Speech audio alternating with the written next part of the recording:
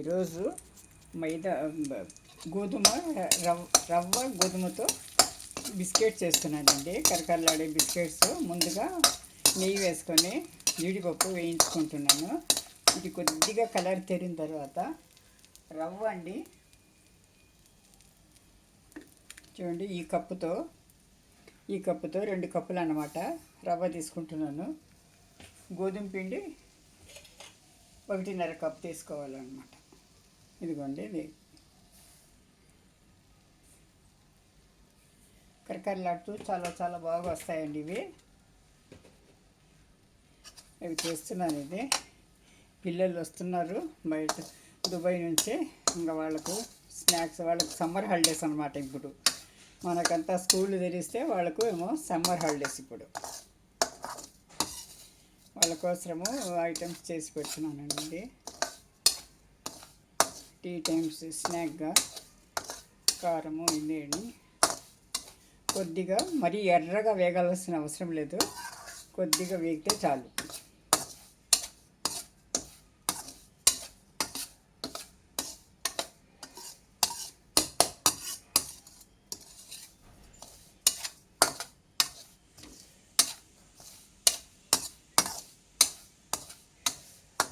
దీనికి 2 కప్పులు గోధుమ రవ్వ, బాంబే రవ్వ, ఆ తర్వాత 1.5 కప్పు గోధుమ పిండి, 1/4 కప్పు పంచదార అన్నమాట. అది తీసుకుంటే సరిపోతుందండి. పంచదార తక్కువే పడుతుంది, దీనికి ఎక్కువ తీపి ఉంటుంది. ఇది కొంచెం బిస్కెట్ దీంట్లో ఉంటుంది అన్నమాట.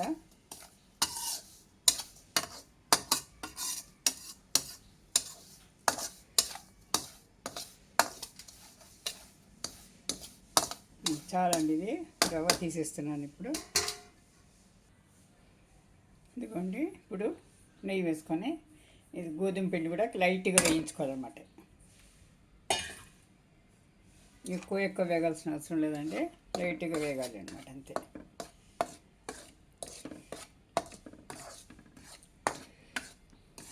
మనము పిండి కలిపితే బాగా పొంగి ఇది అవుతుంది అనమాట, గుర్రెల బారై వస్తుంది అనమాట. అందుకని ఇది ఎక్కువగా ఇలా కొద్దిగా వేగనిస్తారు ఇలా.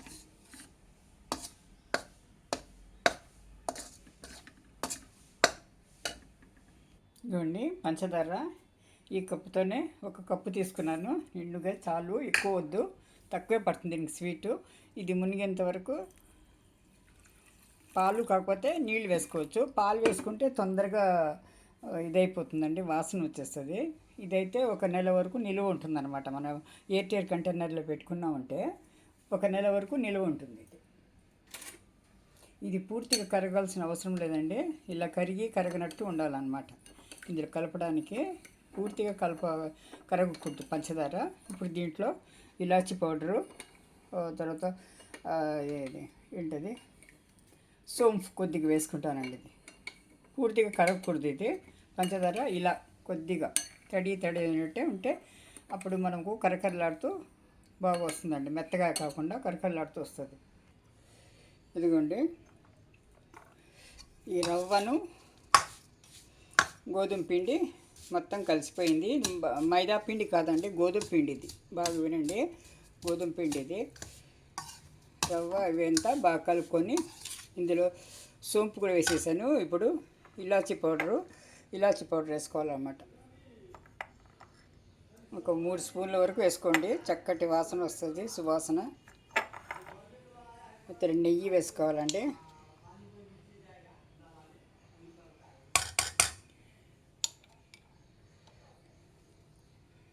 ఒక 2 స్పూన్లు, ఇది స్పూన్తో 3 స్పూన్లు నెయ్యి అండి.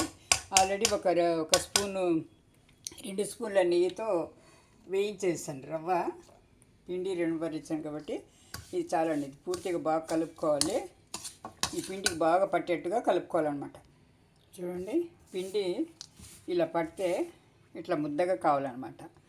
అయితే ఇప్పుడు మన పంచదార కలిపి పెట్టుకున్నాం కదా, ఈ నీళ్ళు వేసేయాలండి. ఇలా పంచదార పూర్తిగా కరగకూడదు, కరగినట్టు ఉండాలి. ఇప్పుడు మనం ఇది పూర్తిగా వేసి కలుపుకోవాలన్నమాట.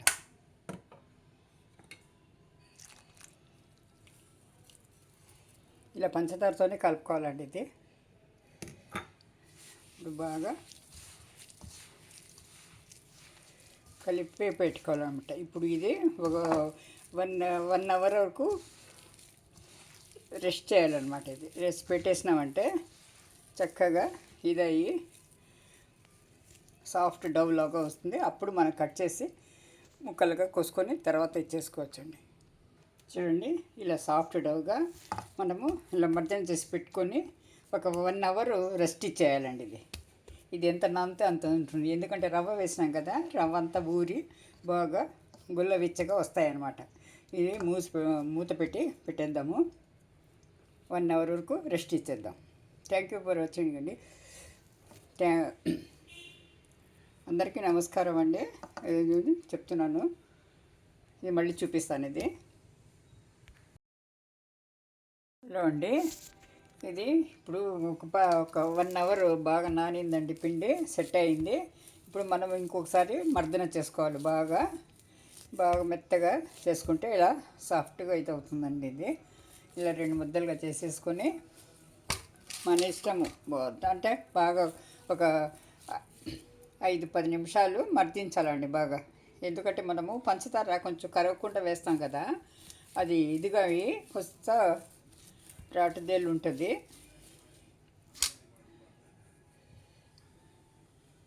ఇప్పుడు దీనికి చపాతీలాగా ఒత్తుకోవాలండి. దీనికి చపాతీలాగా ఒత్తి బిళ్ళలు పోయాలన్నమాట. ఆయిల్ పెట్టాను, ఆయిల్ వేడి అవుతుంది. వేడిన తర్వాత మీడియంలో పెట్టేయాలి. ఇదిగోండి, ఇలా ఒత్తుకోవాలండి. చపాతీలాగా ఒత్తుకొని మన ఇష్టం అండి. షేపులు అయితే మన ఇష్టం అనమాట. స్క్వేర్గా చేసుకోవచ్చు, డైమండ్గా చేసుకోవచ్చు, కట్ చేసుకోవచ్చు. తర్వాత చిన్న చిన్న త్రికోణంలాగా చేసుకోవచ్చు. మన ఇష్టం అండి. అది మన చాయిస్.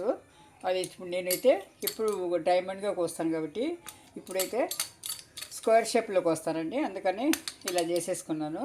ఇప్పుడు వచ్చింది ఇలా ఒక అంగుళం దీంట్లో పెట్టుకోవాలి. ఇది మందము ఇంత ఉండాలండి. చూడండి, అరంగుళం ఇంత మందం ఉండాలి. ఇది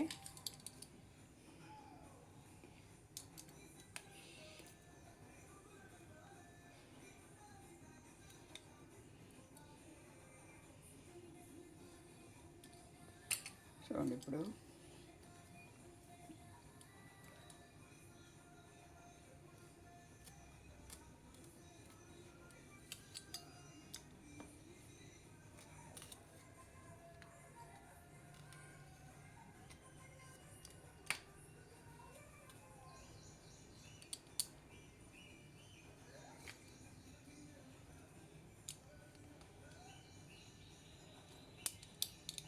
మధ్యలో జీడిపప్పు తగులుతుందండి. అది కట్టింగ్కు ఇది అవుతుంది.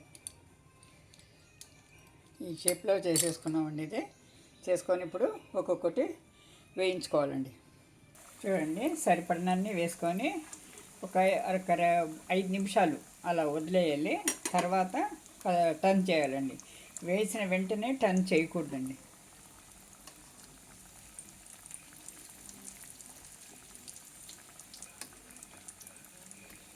నెమ్మదిగా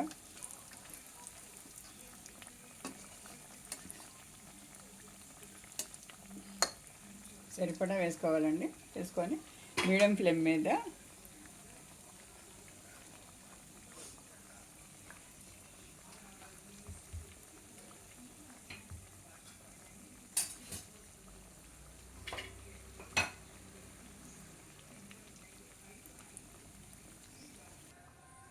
ఇప్పుడు ఈ షేప్లో కోసుకుంటున్నానండి. ఇది ఇలా మన ఇష్టం అండి.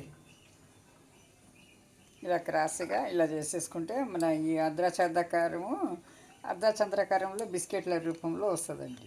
ఇలా కూడా చేసుకోవచ్చు అన్నమాట. మన ఇష్టం. చూడండి, ఇలా గోల్డెన్ కలర్ వచ్చింది కదా, గోల్డ్ కలర్ వచ్చే వరకు పెట్టాలండి. తర్వాత ఒకటొకటి తీసేసేయాలి. ఇది కరెక్ట్గా వచ్చిందంటే నూనె వేయడదండి, లేకపోతే నూనె ఎక్కువగా పీల్చుకుంటుంది. అందుకే సరిగ్గా కలపడంలో పిండి సరిగ్గా కలపాలన్నమాట. కలపడంలో తేడా వచ్చిందంటే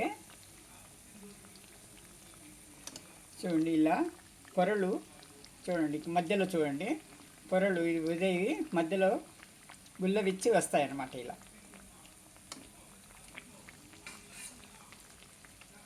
పైన కరకరలాడుతూ లోపల అయితే సాఫ్ట్గా మంచి టేస్ట్తో ఉంటుంది. చూడండి ఇలా వస్తుంది చూడండి, చూసారా మధ్యలో గుల్ల విచ్చి వస్తాయన్నమాట. ఇలా కలపడంలో సరిగ్గా కలపాలి. మంట కూడా మీడియం ఫ్లేమ్లో పెట్టి చేయాలండి. తొందరగా అయిపోతుందని అలా వెంటనే తీసేయకూడదండి.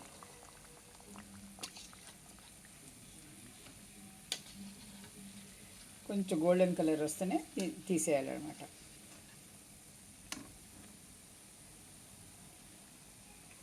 మనం సరిగ్గా కలిపినామంటే మనకు ఇది రాదన్నమాట.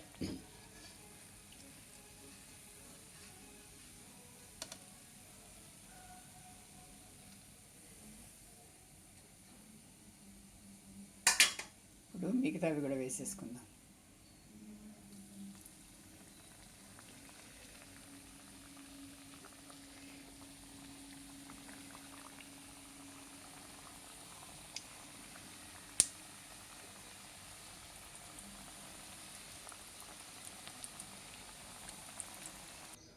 ఇదిగోండి ఇలా అండి, చూడండి ఇలా వచ్చిందంటే, ఇలా పొరలుగా వచ్చిందంటే చాలా బాగా ఉన్నట్టు అనమాట లెక్క. ఇవన్నీ ఇలాగ వచ్చినాయి చూడండి ఇవంతా. థ్యాంక్ యూ ఫర్ వాచింగ్ అండి. ఛానల్ని లైక్ చేయండి, సబ్స్క్రైబ్ చేసుకోండి, షేర్ చేయండి, కామెంట్ చేయండి. Thank you for watching.